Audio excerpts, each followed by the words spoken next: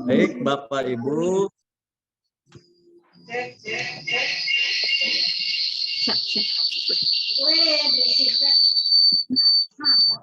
Bapak Ibu mohon dimatikan ya mikrofonnya.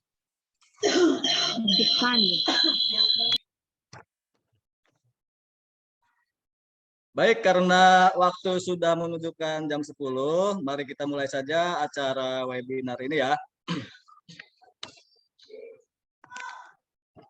Assalamualaikum warahmatullahi wabarakatuh. Waalaikumsalam warahmatullahi wabarakatuh. Bapak Ibu sekalian, apakah sudah hadir semua? Coba saya cek dulu ya. Untuk Ibu Kepala, apakah sudah ada? Assalamualaikum Ibu Ida. Waalaikumsalam warahmatullahi wabarakatuh, Pak Ade. Gimana Bu, lancar jaringannya Bu? Lancar ya? Koyor koneksi. Baik, Assalamualaikum warahmatullahi wabarakatuh. Waalaikumsalam warahmatullahi wabarakatuh. Alhamdulillahirabbil alamin. Salam sejahtera untuk kita semua. Bapak Ibu, gimana kabarnya hari ini? Sehat ya? Alhamdulillah sehat. Ya, Baik. harus sehat ya, karena di dalam tubuh yang sehat terdapat jiwa yang kuat. Kuat dalam melaksanakan tugas-tugas kita dalam aktivitas sehari-hari. Yang saya hormati Ibu Kepala Sekolah SD Negeri Spring, Ibu Ida Farida, SPD MSI. Yang saya hormati Bapak dan Ibu Dewan Guru, serta para praktisi pendidikan yang berkenan hadir pada acara webinar ini. Saya ucapkan terima kasih kepada Ibu Kepala Sekolah, yaitu Ibu Ida Farida, SPD MSI, yang telah memfasilitasi acara webinar ini dan juga mendukung penuh akan pendidikan guru penggerak ya. Bapak dan Ibu sekalian, dalam webinar ini bertujuan untuk memenuhi salah satu tugas teman kita, yaitu Bapak Suhendi SPD, yang mana beliau dalam melaksanakan tugasnya dalam pendidikan guru penggerak ya. Beliau adalah peserta program guru penggerak angkatan 6 Kota Serang. Dalam webinar ini bertemakan implementasi budaya positif di sekolah ya. Namun sebelumnya izinkan saya perkenalkan diri, nama saya Ade Abdurrahman, saya seorang guru di SD Negeri Spring. Yang insya Allah saya di sini bertugas sebagai moderator ya, yang insya Allah akan membantu acara ini dari awal sampai akhir yang durasinya kurang lebih 1 jam ya. Bapak Ibu sekalian masih tetap semangat? Masih ya? Semangat. Ya, semangat Pak. Baik, dalam acara ini terdiri dari beberapa acara ya. Untuk yang pertama pembukaan, yang kedua sambutan dari Ibu Kepala Sekolah, yang ketiga penyampaian materi dari narasumber kita, yang keempat sesi tanya jawab, dan yang terakhir adalah penutup. Baik, untuk mempersingkat waktu kita mulai saja. Kita buka acara ini dengan mengucapkan basmalah. Bismillahirrahmanirrahim. Untuk selanjutnya yaitu acara sambutan kepala sekolah, yaitu Ibu Ida Farida SPD MSI. Pada Ibu Ida dipersilahkan.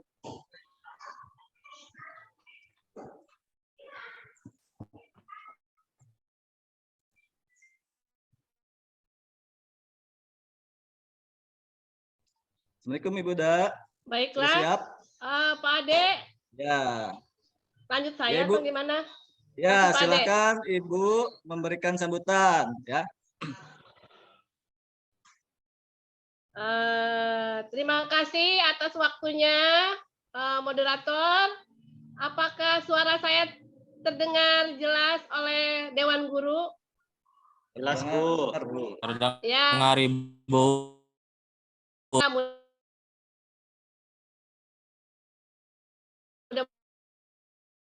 Mudah-mudahan terdengar ya.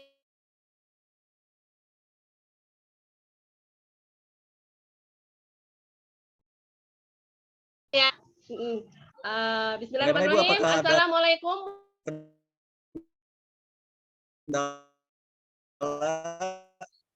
SDN Spring, Kecamatan Taktakan, Kota Serang. Selamat pagi dan mudah-mudahan Bapak dan Ibu diberikan kesehatan dan keselamatan serta kelancaran dalam melaksanakan webinar pendidikan yang disponsori oleh Bapak Hendy ya. Sebelumnya saya mengucapkan banyak terima kasih kepada Bapak Suhendi SPDGR sebagai peserta guru penggerak angkatan 6 dalam mengkoordinator kegiatan webinar pendidikan dengan peserta para Dewan Guru SDN Spring dan guru yang lain yang bisa mengikuti acara Zoom meeting ini. Semoga acara ini berjalan lancar dan saya sebagai kepala sekolah sangat mendukung sekali kegiatan webinar ini karena bisa memberikan kontribusi yang baik dan positif bagi tenaga pengajar khususnya SDN Spring dalam pemanfaatan teknologi komunikasi baik melalui laptop ataupun melalui laptop kecil yaitu handphone. Kepada guru-guru Dewan Guru SDN Spring, saya mengharapkan untuk mengikuti acara ini sampai selesai dan semoga diberikan kelancaran dan kemudahan dalam jaringan. Harapan saya, semoga guru-guru bisa mengikuti jejak dari Pak Suhendi SPDGR untuk mengikuti sebagai calon peserta guru penggerak pada angkatan berikutnya, angkatan 7, 8, dan selanjutnya. Tak lupa, saya mengucapkan terima kasih juga kepada moderator. Semoga Bapak moderator bisa mengikuti dan menjalankan kegiatan secara maksimal. Dan juga bisa ikuti jejak dari Pak persepsi dan harapan dari saya sebagai kepala sekolah dan saya mengucapkan terima kasih yang sebesar-besarnya dan saya akhiri dengan mengucapkan Assalamualaikum warahmatullahi wabarakatuh. Terima kasih. Waalaikumsalam warahmatullahi wabarakatuh. Waalaikumsalam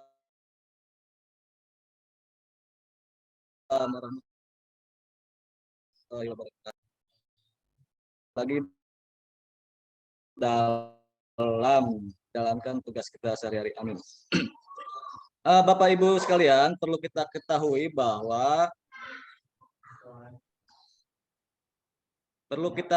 bahwa seorang guru itu harus memiliki 4 kompetisi ya. Salah satunya adalah kompetisi sosial. Bagaimana kita cara berinteraksi dengan siswa, cara berinteraksi dengan sesama guru, bahkan interaksi dengan sesama masyarakat. Nah, untuk meningkatkan kompetisi sosial itu salah satunya adalah dengan menerapkan budaya positif di sekolah. Nah, apa itu budaya positif dan bagaimana cara menerapkannya?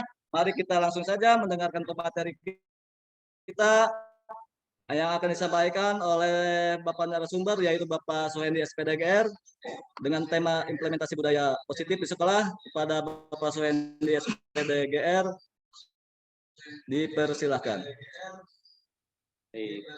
Cek. Ada suaranya, Pak, terdengar? Dengar, Pak. Baik, terima kasih kepada Pak Ade Abdurrahman SPD yang sudah memberikan kesempatan kepada saya sebagai narasumber pada pagi hari ini. Dan tentunya saya ucapkan banyak terima kasih, apresiasi tinggi-tingginya kepada Ibu Kepala Sekolah kita yang senantiasa mendukung program pendidikan guru penggerak, khususnya saya saat ini berlaku sebagai peserta. Dan kepada Dewan Guru SDN Spring, juga rekan-rekan di luar SDN Negeri Spring, terima kasih atas kehadirannya. Bismillahirrahmanirrahim. Assalamualaikum warahmatullahi taala wabarakatuh. Ya, saya semua ya. Waalaikumsalam warahmatullahi wabarakatuh. Ya, syukur alhamdulillah pagi ini berkesempatan ya untuk bisa berbagi ilmu dan pengalaman meski belum banyak ya, tapi mudah-mudahan kegiatan ini bisa memberikan dampak positif untuk kita semua, khususnya terkait tentang sebuah paradigma baru yang perlu kita pahami dan mudah-mudahan bisa kita aplikasikan di sekolah kita ya. Nah, saya izin share screen terlebih dahulu terkait materi yang ingin saya sampaikan pada pagi hari ini ya.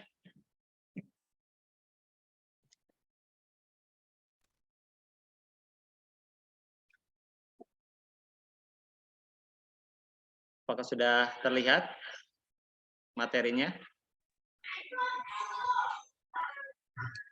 Sudah, Pak. Sudah, Pak. Baik, jadi seperti halnya tadi yang disampaikan oleh Pak Ade sebagai moderator dan juga Ibu Kepala Sekolah.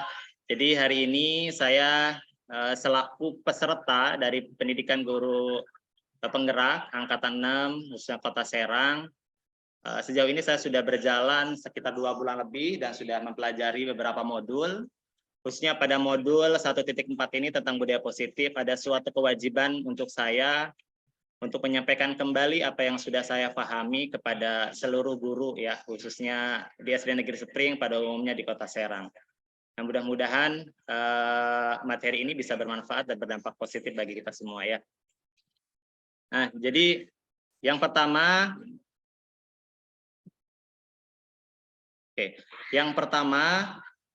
sebelum kita mengetahui tentang apa itu budaya positif ya, dan bagaimana cara mengaplikasikannya, ini ada pertanyaan pemantik yang tentunya harus kita jawab ya. Kita cukup jawab dalam hati saja, cukup menjawab dengan kata setuju ataukah tidak setuju gitu ya. Mudah-mudahan dari pertanyaan ini nanti kita akan dalami apakah sudah sesuai dengan jawaban-jawaban Ibu Bapak guru gitu ya, ataukah masih terdapat kontra gitu ya terkait dengan paradigma yang kita akan bahas kali ini. Yang pertama tentang hukuman dapat mendisiplinkan anak. Nah, apakah Bapak Ibu setuju ataukah tidak setuju? Silakan jawab dalam hati saja ya. Kemudian pemberian hukuman dengan hal positif seperti membaca atau membersihkan halaman sekolah dapat meningkatkan disiplin anak. Terus kemudian yang ketiga, memberi penghargaan dapat meningkatkan motivasi belajar anak. Nah, silahkan jawab dalam hati saja setuju ataukah tidak gitu ya terkait tentang pertanyaan pemantik ini. Baik Bapak Ibu, guru hebat dimanapun Anda berada, asik. Ya, semoga selalu dalam keadaan sehat walafiat ya, selalu aktivitas kita diridhoi Allah Subhanahu wa taala. Baik, selanjutnya kita mengenal tentang pengertian ya. Pengertian apa itu sih budaya positif? Nah, pengertiannya adalah budaya positif merupakan perwujudan dari nilai-nilai atau keyakinan universal yang diterapkan di sekolah. Dan budaya positif diawali dengan perubahan paradigma tentang teori kontrol gitu ya. Nah, Bapak Ibu, kalau kita selama ini ya mungkin atau barangkali kita sebagai guru merasa berkewajiban mengontrol perilaku siswa agar memiliki perilaku sesuai yang guru harapkan gitu ya, sesuai dengan yang kita harapkan. Nah, namun apakah betul kita sebagai guru dapat mengontrol siswa gitu ya? Itu pertanyaan yang perlu kita pikirkan gitu ya. Apakah selama ini kita mengontrol siswa itu apakah sudah sesuai gitu ya? Nah, maka sebelum menjawab tentang pertanyaan itu, mari kita bersama lakukan kegiatan kepalan tangan. Nah, coba sekarang Bapak dan Ibu dimanapun berada. Nah, sekarang kegiatan kepalan tangan ini, siapkan tangannya, diangkat boleh yang sebelah kanan. Nah, jadi ada A dan B. Mana tangannya nih? Ibu Elia hadir ya. WK, oke. Ada A dan B. Nah, A itu kita sendiri dan B itu adalah teman kita. sobeklah secari kertas kecil. Nah, coba kira-kira ada kertas kecil nggak ya? Kita sobek. Kemudian seperti ini boleh. Nah, cari kertas kecil, tuliskan dengan atau sesuatu yang sangat berharga. Nah, anggap saja ini sesuatu hal yang berharga aja ya. Nggak usah dituliskan. Ini anggap saja sesuatu hal yang berharga. Ya, kemudian letakkan di salah satu tangan Anda dan genggam benda atau sesuatu tersebut dengan segala daya dan upaya. Ya, oke, seperti kepalan tangan yang saya pegang seperti ini. Nah, kemudian teman Anda itu yang tadi si B akan mencoba dengan sekuat tenaga dengan berbagai cara ya. Baik itu berupa hardikan, ancaman, merayu gitu ya, menyuap, apa saja yang dilakukan oleh si B ini tujuannya berusaha untuk membuka tangan atau kepalan yang sudah kita lakukan. Nah, sudah dilakukan semua? Cek suaranya mana nih? Sudah ya? Nah, kira-kira apa yang terjadi Bapak Ibu? Apa yang terjadi? Apakah Bapak Ibu membukanya? Ataukah tidak? Coba boleh silahkan ada yang mau menjawab. Ketika ada teman Ibu yang berusaha, baik itu berupa rayuan gitu ya, berupa ajakan, atau bahkan menyuap gitu ya, supaya berusaha untuk membuka kepalan tangan Bapak Ibu. Ya. Apa yang terjadi yang dilakukan oleh Bapak Ibu? Coba kira-kira Bu Elia atau Pak Ade juga boleh menjawab, Bu Kepala juga boleh. Yang lain juga silahkan. Kira-kira apa yang dilakukan? Apakah membuka atau menutupnya?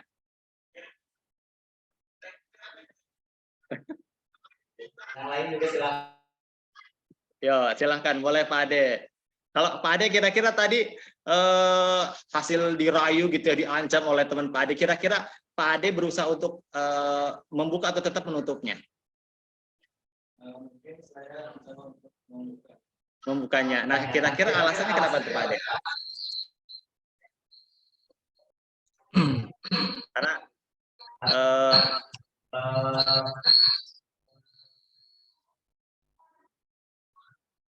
karena ini sudah disebut gitu ya, kalau ataukah ada ancaman ya. Jadi ternyata membuka atau menutup itu tergantung Pak Ade ya, betul nggak sih? Tergantung kontrol yang diberikan oleh Pak Ade sendiri, betul nggak sih Pak? Ya, betul Pak. Jadi Pak Ade ataupun saya sendiri gitu ya, saya berusaha untuk menutupnya, saya berusaha untuk membukanya, tergantung pada diri kita gitu. Jadi dari kegiatan itu kita dapat mengaitkan dengan teori kontrol yang tadi gitu, bahwa ternyata yang dapat mengontrol diri kita itu adalah kita sendiri. Jadi mau itu ada ancaman, mau itu ada bujukan, rayuan gitu kan ya, itu tergantung dari diri kita, mau ataukah tidak kita membukanya gitu ya. Nah, bahkan mungkin bisa jadi tidak ada bujukan, tidak ada rayuan, tidak ada ancaman. Kita kalau memang sekiranya ingin membuka, kita akan membukanya pasti, gitu ya. Karena apa? Karena memang kontrol itu terdapat pada diri kita, bukan pada orang lain. Ya, orang lain hanya berusaha saja, gitu. Kita dapat membuka dan menutupnya kepalan tangan kita ini tergantung kontrol yang kita buat. Nah, mungkin tanpa ada paksaan tuh ya, tadi kita akan membukanya gitu. Nah, begitupun dengan murid kita, maka kita kaitkan gitu ya dengan teori tadi, begitupun dengan murid kita, selama mereka tidak mau melakukan apa yang mereka mau, maka sulit untuk merubahnya gitu. Nah, jadi kita bisa mengaitkan dengan kondisi bahwa memang anak-anak juga sama seperti kita, sebagai manusia biasa yang memiliki dan terlahir membawa kodratnya masing-masing gitu ya. Nah, jadi kontrol itu bukan terdapat pada seorang guru gitu. Jadi kita sebagai guru tidak bisa mengontrol siswa karena kontrol itu terdapat pada diri kita masing-masing. Ya. Maka apa yang harus kita lakukan sebagai seorang guru? Nah, yaitu dengan membentuk pemahaman tentang disiplin diri. Ini salah satu poin penting juga yang kita akan pahami, yaitu tentang sebuah disiplin. Nah, kalau pengertian disiplin sendiri ini berasal dari bahasa Latin yaitu disiplina, yang artinya belajar. Maka asal kata dari disiplin ini berkonotasi dengan disiplin diri murid-murid. Disiplin diri membuat orang menggali potensinya menuju sebuah tujuan apa yang dia hargai, gitu ya. Nah, namun dalam budaya kita yang terjadi, makna kata disiplin ini telah berubah, Bapak Ibu, ya, menjadi sesuatu yang dilakukan oleh seseorang pada orang lain untuk mendapatkan kepatuhan, kecenderungan, ketidaknyamanan, bukan dengan apa yang kita hargai, namun pencapaian suatu tujuan mulia, gitu ya. Nah, sebagai contoh pendisiplinan siswa kita, maka apa yang kita lakukan yaitu dengan membuat berbagai aturan, gitu ya, yang di salah satu sifat dari sebuah aturan itu kan memaksa dan dilakukan sepihak. Betulkah Bapak Ibu? Merasakanкah ada sebuah aturan, gitu ya? Ada aturan itu kan sifatnya lebih kepada memaksa, gitu ya. Nah, terus kemudian mungkin aturan itu sifatnya juga sepihak, gitu ya. Kita sebagai pihak kedua belum tentu menyetujui aturan yang dibuat. Namun memang begitulah yang terjadi, ya, dalam budaya kita. Kata disiplin itu ternyata malah keluar, gitu ya, keluar dari definisi atau makna arti yang sebenarnya. Sedangkan kalau dari bahasa Latin sendiri, disiplin itu adalah suatu proses belajar, gitu ya. Nah, maka sebuah aturan, terus apa yang kira-kira terjadi, gitu ya. Nah, pada umumnya kan siswa melakukan berbagai kedisiplinan itu, jadi bukan mereka memahami bahwa ketika mereka melakukan hal baik itu ya bermanfaat untuk saya, namun mereka melakukan kedisiplinan itu terkadang takut hukuman lah, gitu ya, dan seterusnya lah, gitu ya. Maka pada pagi ini salah satu yang poin penting yang perlu kita pahami adalah tentang makna disiplin, yaitu adalah sebuah proses belajar. Maka ketika anak sedang melakukan kesalahan, jangan diberikan menjudge bahwa kesalahan yang mereka lakukan itu ada sesuatu yang buruk, gitu ya. Namun belajar kesalahan itu ada sesuatu hal yang wajar dalam proses belajar, begitu. Nah, kemudian dalam budaya positif ini para murid harus meyakini sebuah nilai-nilai kebajikan. Apa itu nilai-nilai kebajikan? Nilai-nilai kebajikan adalah sifat-sifat positif manusia yang merupakan tujuan mulia yang ingin dicapai oleh individu. Ya. Nah, menurut William Glasser, setiap perilaku perbuatan itu memiliki sebuah tujuan. Jadi ketika anak melakukan hal-hal yang menurut kita mungkin tidak baik, gitu ya, pasti dia memiliki sebuah tujuan, gitu. Karena memang ada tujuan yang mereka ingin dicapai sehingga mereka melakukan hal tersebut. Nah, maka tugas kita sebagai guru ya memberikan sebuah keyakinan yaitu tentang nilai-nilai kebajikan universal ini, Bu. Nah, khususnya pada kurikulum Merdeka ya, poin pentingnya itu nilai-nilai kebajikan yang ingin dicapai pada kurikulum Merdeka yaitu dikenal dengan profil pelajar Pancasila. Nih salah satunya itu ada 6 ini yang digaungkan di kurikulum Merdeka, yaitu beriman, bertakwa kepada Tuhan Yang Maha Esa, berakhlak mulia, gitu ya, mandiri, bernalar kritis, berkebenakan global, bergotong royong, serta kreatif. Nah, dengan nilai-nilai ini diharapkan setiap siswa, gitu ya, jadi bukan lagi ketika mereka melakukan kebaikan, melakukan hal-hal positif itu bukan karena mereka itu takut akan hukuman dan seterusnya, tapi betul-betul meyakini bahwa nilai-nilai yang mereka lakukan itu sesuatu kebaikan, gitu ya, sesuatu kebaikan yang bernilai baik, dan mereka harus meyakini kebaikan-kebaikan itu untuk siapa sih, gitu ya, ya untuk mereka sendiri, gitu, bukan untuk orang lain, gitu. Selanjutnya, nah ini ada teori motivasi perilaku manusia. Jadi apa bedanya sih teori motivasi itu kan yang kita pahami ada motivasi dari dalam diri, gitu ya, internal, ada motivasi yang dari luar, gitu ya, atau motivasi eksternal. Nah ini ada alasan ketika mereka melakukan hal tersebut, nah ada motivasi yang dari luar. Contohnya yang pertama itu untuk menghindari ketidaknyamanan, yaitu hukuman. Maka terkadang anak-anak melakukan perilaku baik itu bisa jadi kalau dia motivasinya muncul dari luar, itu pasti ada alasan. Oh ya udah, saya takut kena hukuman, sehingga mereka melakukan mungkin datang pagi, gitu ya, terus kemudian tidak berlaku onar di kelas, itu ya. Tapi pada saat di luar kelas itu bisa saja mereka melakukan berontak dan brutal, begitu ya. Nah karena perilaku yang dilakukan di dalam kelas itu mereka baik gitu. Namun hal tersebut itu karena motivasinya dari luar gitu, karena adanya hukuman sehingga mereka itu tidak melakukan hal baik di dalam kelas itu, karena sebuah ketidaknyamanan kalau dia melakukan keburukan, oh saya dihukum nih gitu. Nah itu terlihat bahwa itu adalah motivasi dari luar atau motivasi eksternal. Kemudian untuk mendapatkan imbalan, nah bisa jadi siswa melakukan kebaikan itu untuk dapat pujian begitu ya, untuk dapat sebuah imbalan atau hadiah dari kita sebagai guru gitu.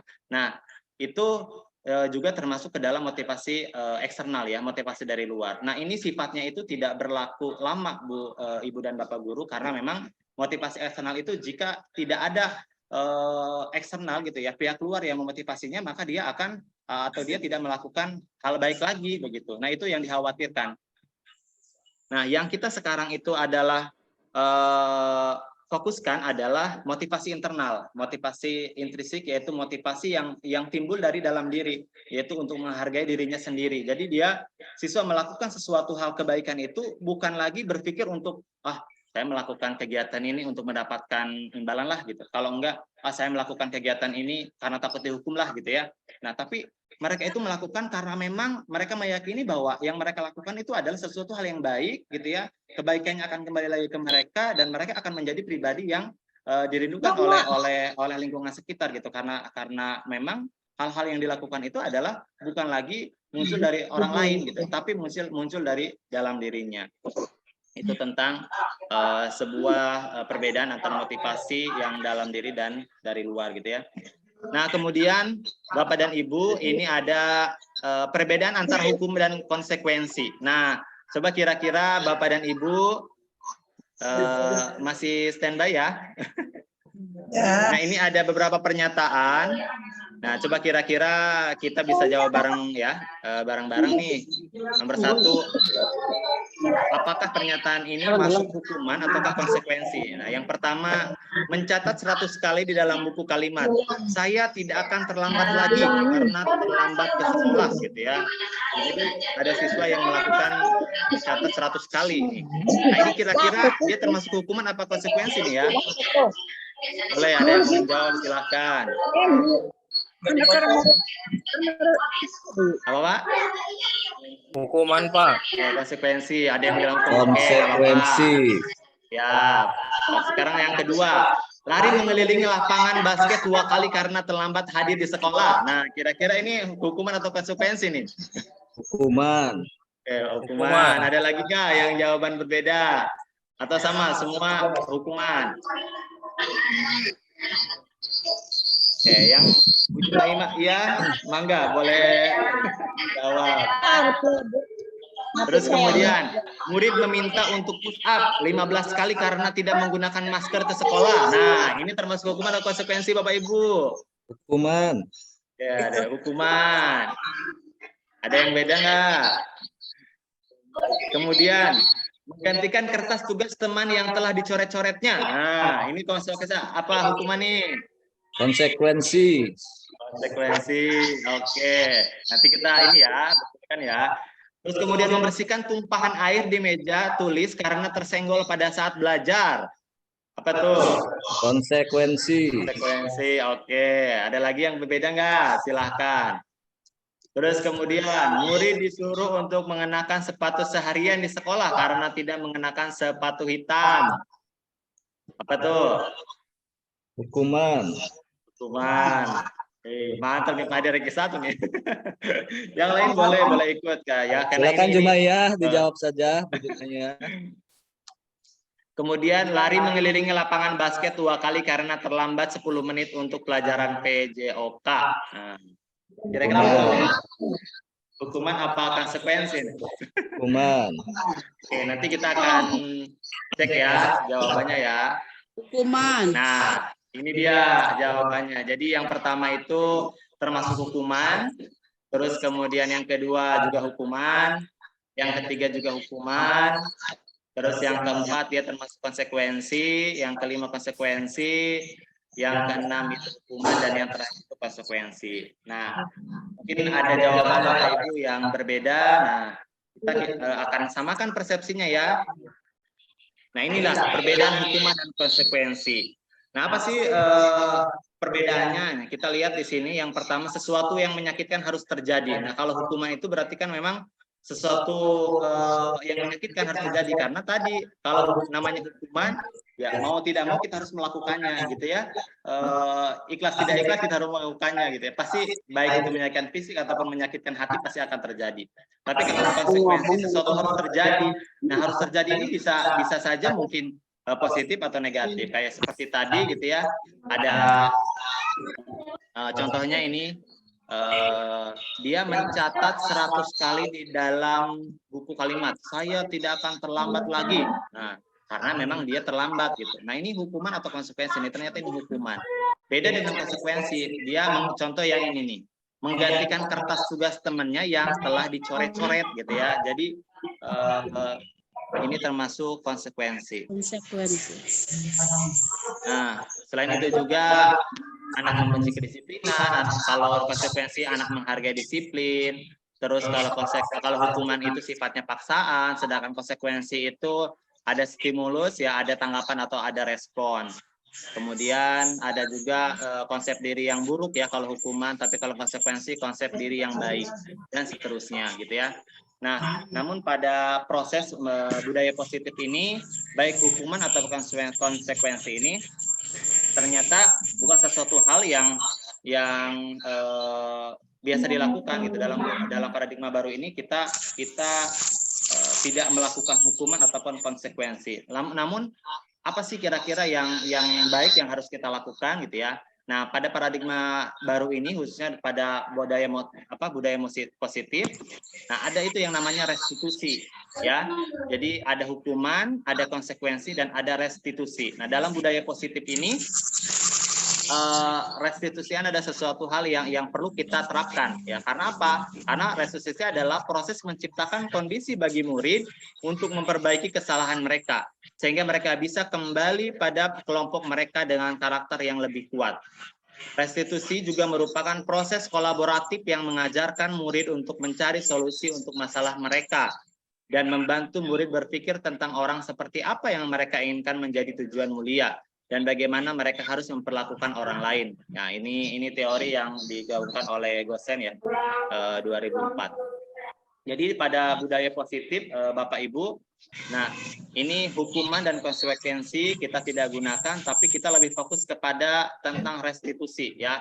Karena kalau restitusi itu lebih kepada menciptakan kondisi bagi murid untuk memperbaiki kesalahan mereka gitu ya, tapi tidak menghukumnya gitu ya. Terus kemudian tidak melakukan hal-hal berkaitan dengan konsekuensi yang dia perbuat gitu ya.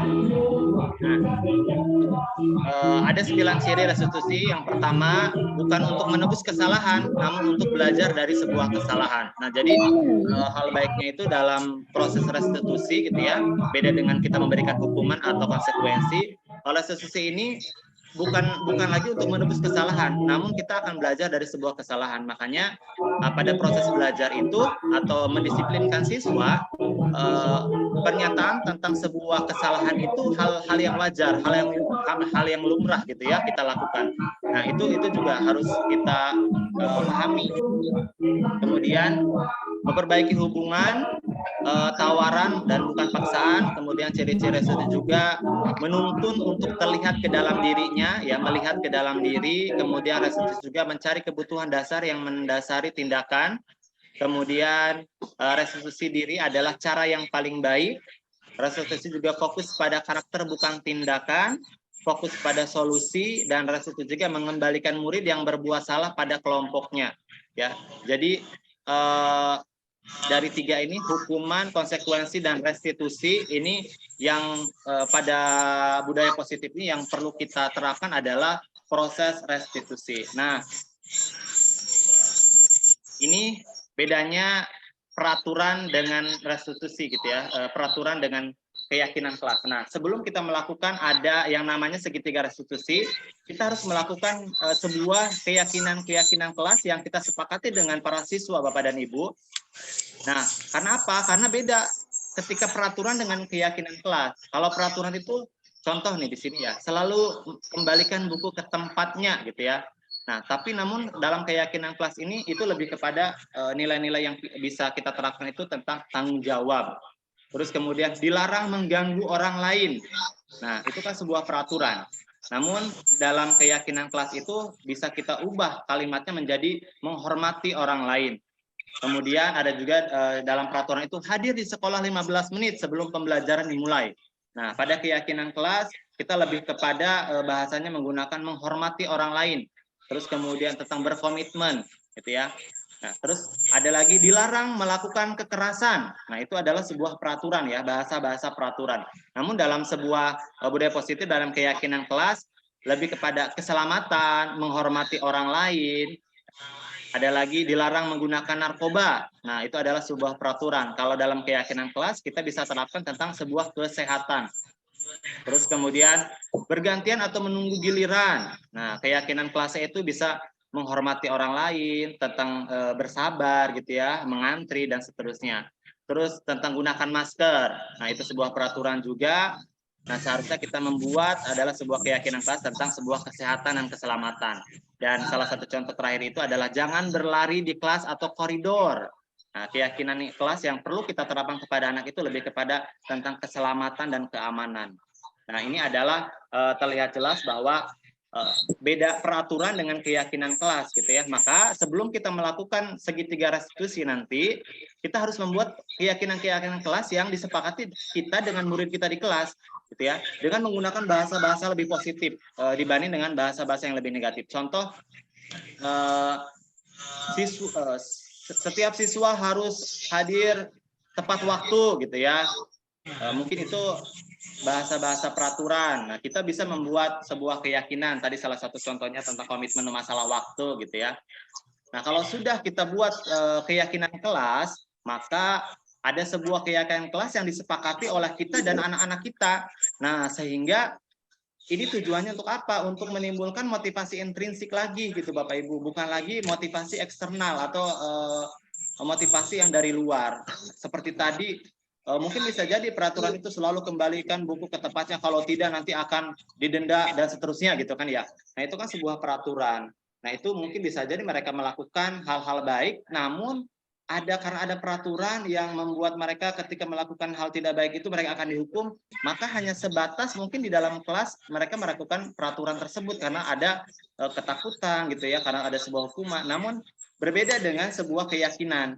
Ketika mereka melakukan hal-hal baik, tapi berdasarkan di dalam dirinya bahwa ketika saya datang tepat waktu, ya memang tugas saya sebagai siswa gitu ya, harus berkomitmen, harus tepat waktu, sehingga motivasi itu akan terus berkelanjutan, bukan hanya ketika mereka masuk kelas di ruang kelas kita saja, gitu ya. Bisa jadi pada saat nanti di luar pun mereka akan selalu menghargai waktu, karena memang meyakini bahwa menghargai waktu adalah sebuah kewajiban untuk kita untuk berkomitmen, gitu ya. Nah, di sini materi yang tidak kalah penting juga ini adalah tentang 5 posisi kontrol. Nah, yang harus kita lakukan sebagai guru, di kontrol manakah kita gitu ya. Nah, yang pertama itu ada 5 ya Bu, ada 5 posisi kontrol. Yang pertama itu menghukum.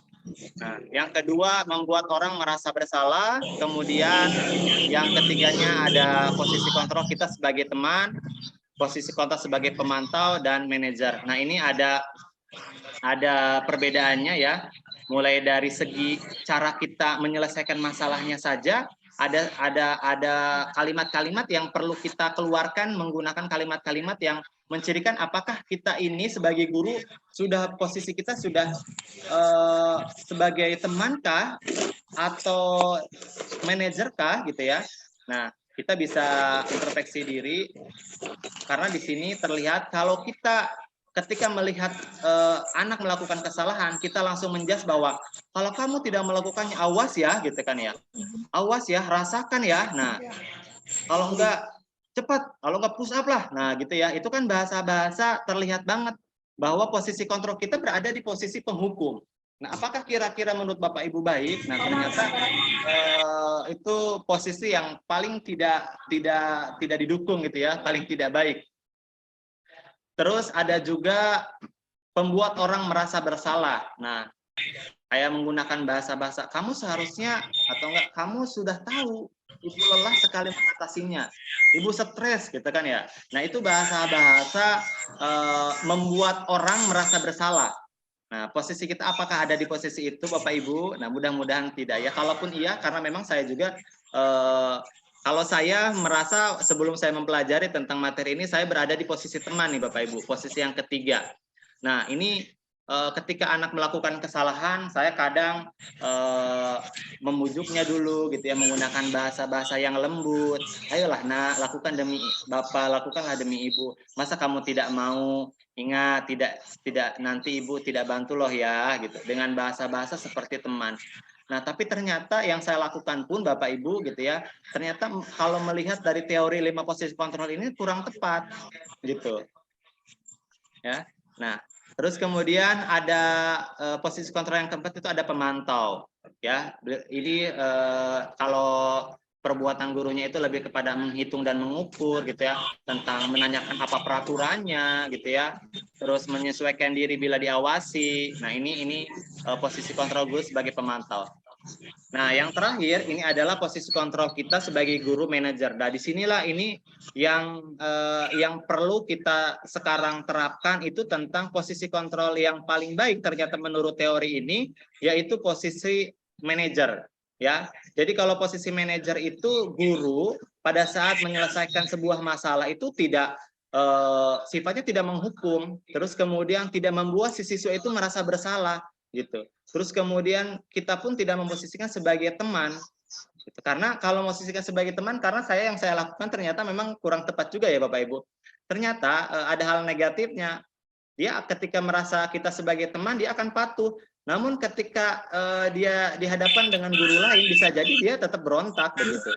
Nah itu hal negatif dari posisi teman gitu ya, guru memposisikan dirinya sebagai teman. Nah tapi yang paling tepat pada teori 5 posisi kontrol ini, yang paling bijak itu adalah memposisikan diri kita sebagai manajer.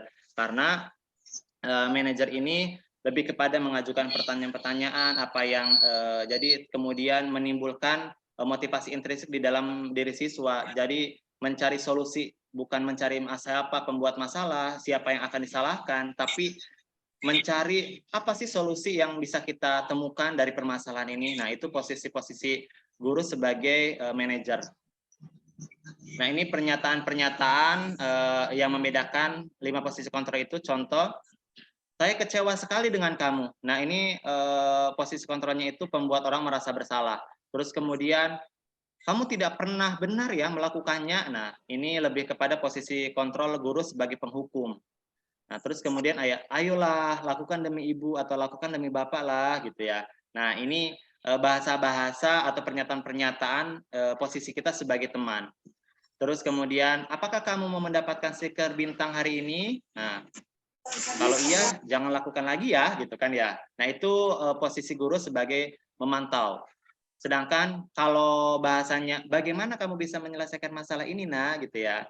Nah jadi akan ada timbul rasa keingin berpikir untuk melakukan solusi dari permasalahan yang telah dibuatnya begitu. Jadi tumbuh motivasi intrinsik dalam dirinya, kesadaran dirinya bahwa hal yang dilakukan memang dia tahu salah dan kemudian dia berpikir untuk mencari solusinya. Apa sih solusi yang perlu saya selesaikan nih atau saya berikan terhadap masalah yang saya lakukan gitu kan ya. Dan terakhir itu kamu selalu yang paling terakhir. Nah, bahasa-bahasa ini adalah bahasa-bahasa guru berposisi sebagai penghukum. Nah, bagaimana cara kita? Nah, ada segitiga restitusi, ada 3 langkah yang perlu kita lakukan Bapak Ibu untuk melakukan segitiga restitusi ini. Yang pertama itu menstabilkan identitas. Yang kedua validasi kebutuhan, dan yang terakhir menanyakan keyakinan. Nah, kalau menstabilkan identitas itu Bapak Ibu, ketika kita sudah memanggil siswa, contoh ya, kita berdiskusi tentang siswa yang melakukan kesalahan, kita memberikan setiap orang itu pasti pernah melakukan kesalahan, gitu ya. Jadi kamu bukan satu-satunya orang yang pernah melakukan kesalahan. Kita ini adalah sebuah kata-kata yang perlu kita terapkan ketika kita mau menyelesaikan sebuah masalah dengan siswa, gitu ya. Terus kalau validasi kebutuhan itu kita bisa menggunakan bahasa, kamu tentu punya alasan ya mengapa melakukan ini gitu. adakah cara yang lain gitu yang lebih efektif untuk mendapatkan apa yang kamu butuhkan? Nah ini adalah sebuah validasi kebutuhan, dan terakhir itu menanyakan keyakinan. Nilai-nilai apa yang telah kita sepakati. Nah, makanya tadi sebelum kita menggunakan strategi ini ya, segitiga restitusi, kita buat dulu keyakinan-keyakinan kelas yang sudah disepakati oleh kita dan oleh murid-murid kita dalam kelas, sehingga ketika kita menanyakan keyakinan, kita anak-anak akan lebih fokus kepada keyakinan-keyakinan yang sudah dibuat di dalam kelas bersama kita, guru dan teman-temannya. Nah, ini juga penjelasannya ya. Nanti yang paling mudah dipahami itu ada contoh sebuah video, namun nggak tahu nih bisa ataukah tidak terdengar ya. Ada sebuah video yang pernah saya lakukan. Ini juga salah satu demonstrasi kontekstual yang pada tugas guru penggerak ya.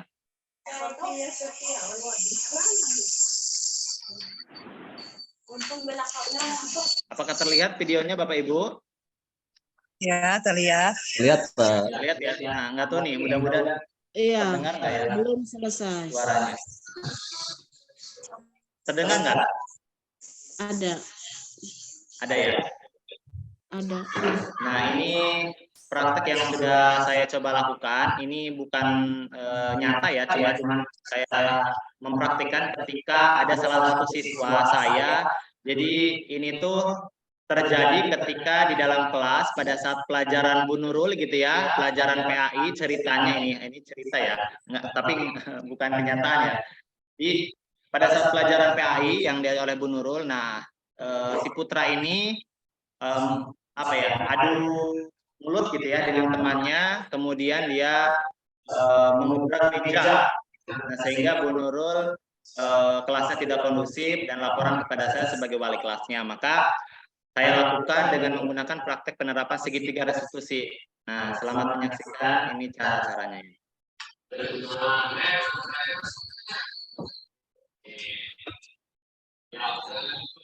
Terdengar nggak Pak? Hah? Terdengar nggak Bapak Ibu suaranya? Suara videonya terdengar nggak?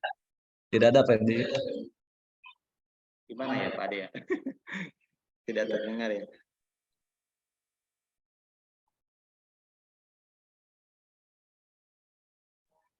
Enggak ada suaranya, Pak. Terdengar nggak? Tidak terdengar. Tidak terdengar. Tidak terdengar suara videonya. Tidak terdengar ya Bu Yanti ya? Iya, videonya. Oh iya. Kurang jelas Pak Hendi, suaranya nggak keluar. Di ini aja di chat link YouTube-nya aja Pak, punten link YouTube-nya di chat, disimpan.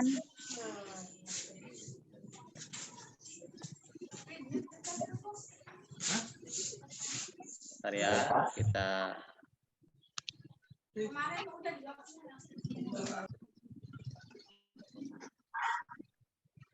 Oke, saya coba kirim linknya ya. Yang mudah-mudahan bisa memberikan gambaran bagaimana sih cara menyelesaikan masalah menggunakan strategi atau segitiga restitusi ya. Saya kirim di chatroom ya. Baik Pak, terima kasih.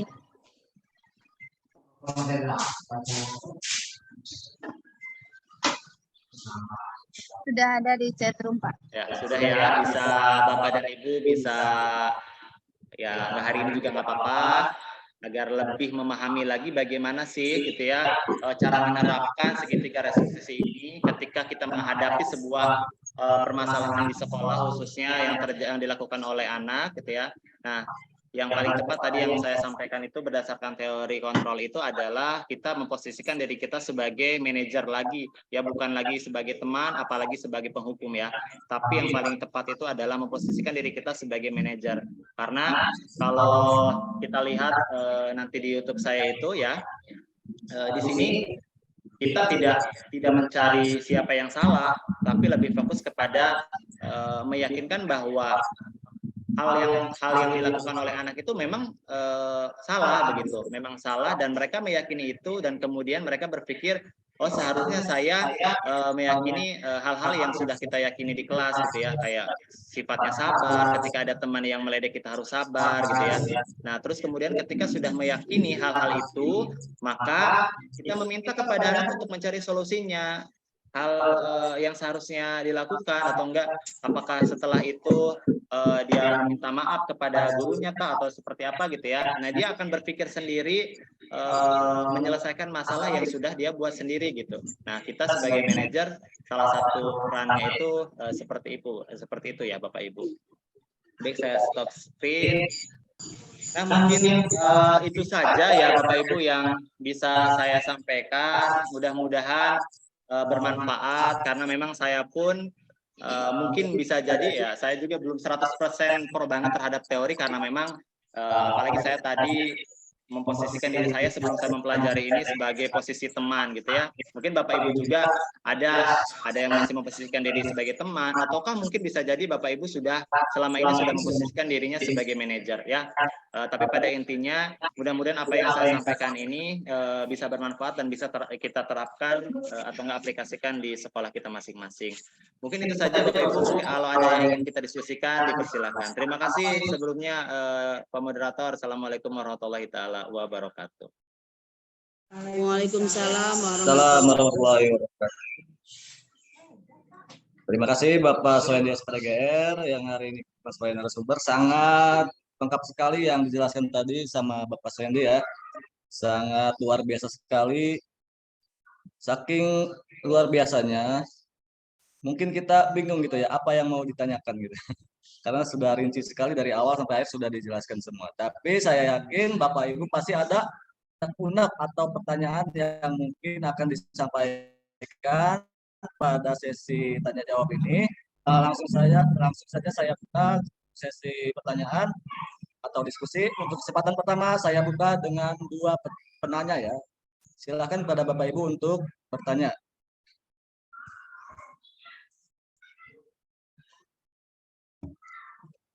Iya, Bapak Ibu dibuka saja itunya ya, mikrofonnya ya, diaktifkan.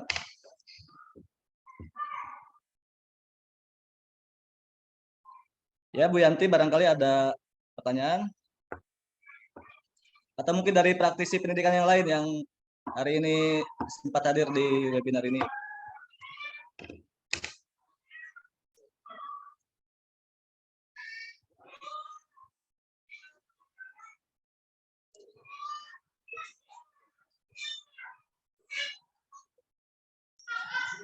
Ibu Tintin, barangkali ada yang ditanyakan terkait materi yang disampaikan oleh pemateri kita.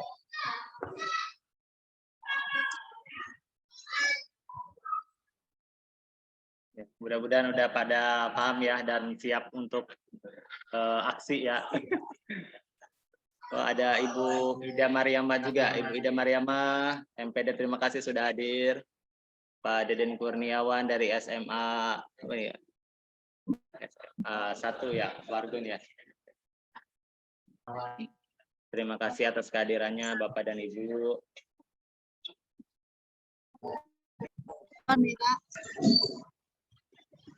Mangga.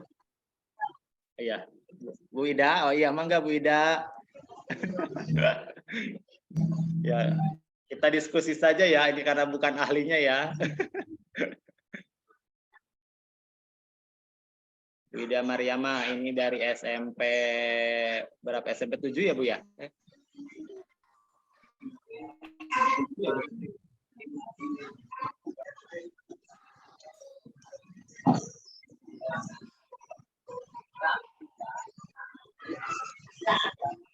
Ya mohon izin dari saya, mungkin Pak Hendy boleh?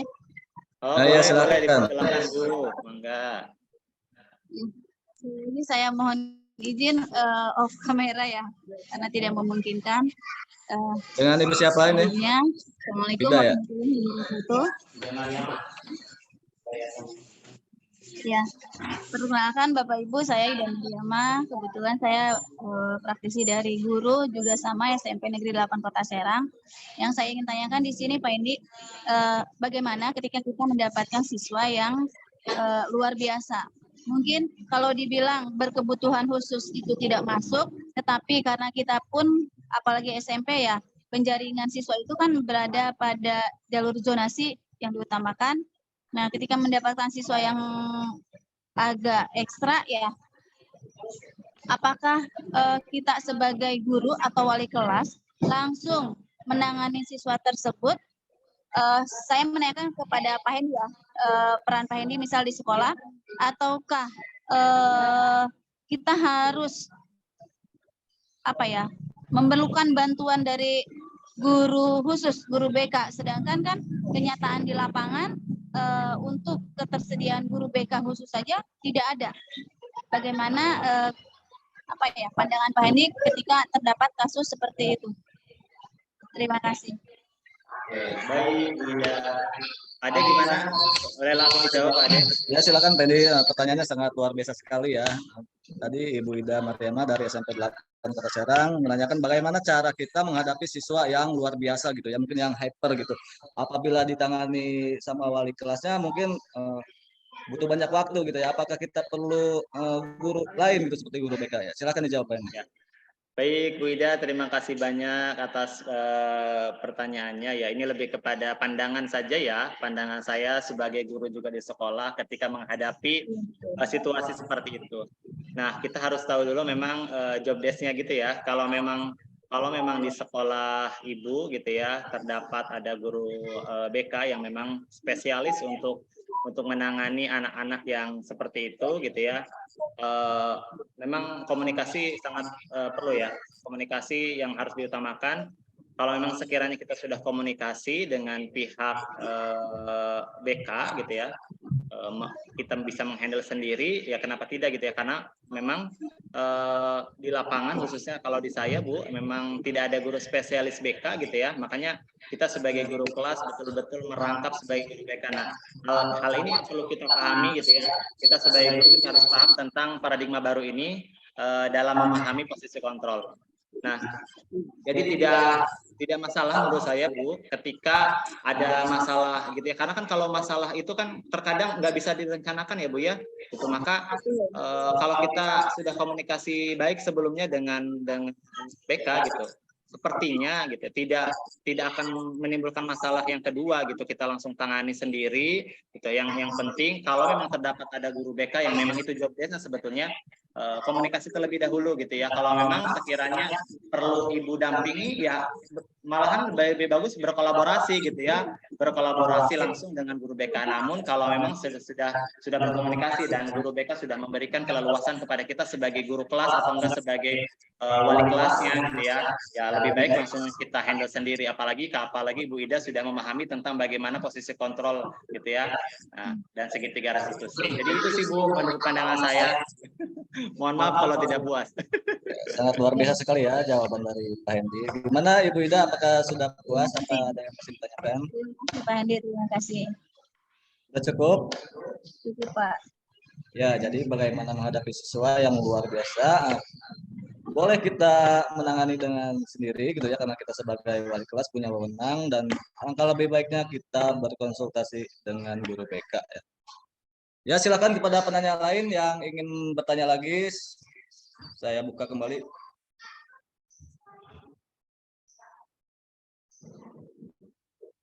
Ibu Elia, silakan Ibu Elia. Enggak, kita diskusi aja ya.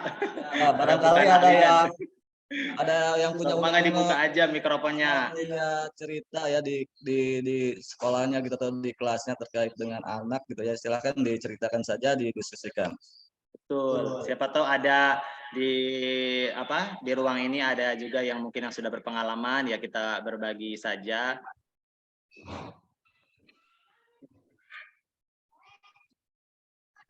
Kebetulan juga di sini ada SMP ada nih, ada SMA ada juga nih.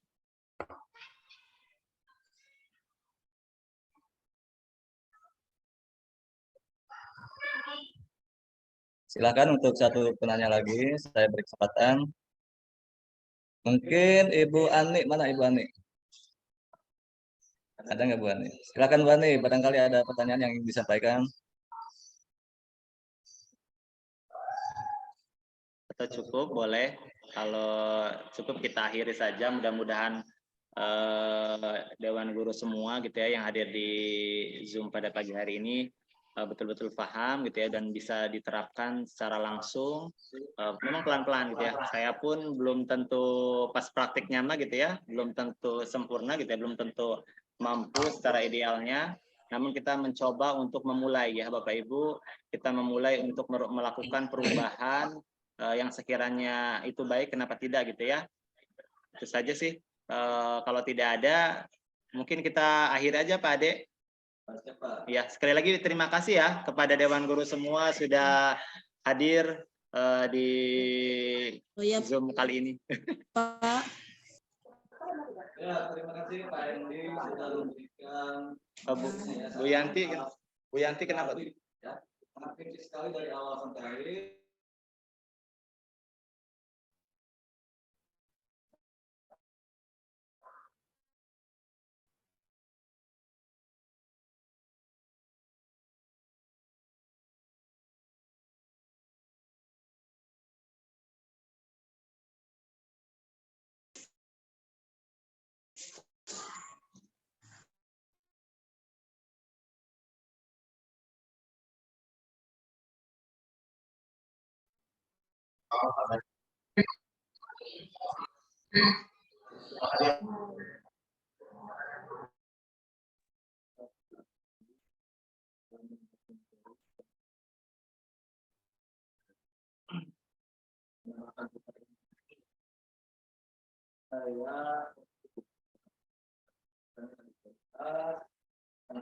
Saya juga tentang guru mahasiswa, tentang itu juga dan tentang kebajikan yang harus diberikan.